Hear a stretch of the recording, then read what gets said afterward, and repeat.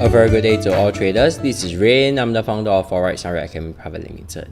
So on pound dollar on the daily chart, we can see that over here, if you have not been watching this, just watch all the weekly market analysis from few months ago to a few weeks ago. Yeah. So we did mention that there's a descending triangle, market break downwards, showing the intent of moving downwards, a retracement at this price, and market decide to slide downwards.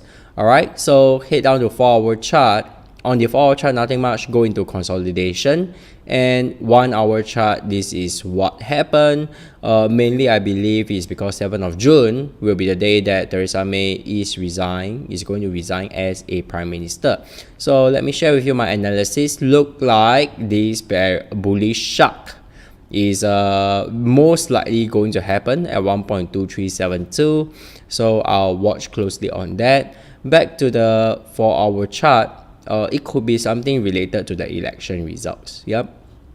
So when we do technical analysis, we see that, whoa, there's an opportunity at a low price. I did say that when the market just touches 1.33 price, a lot of times traders might be thinking, Rain, are you crazy? Why is the possibility of that happen? It does. You can see it yourself. Yeah. So head down to 4-hour chart.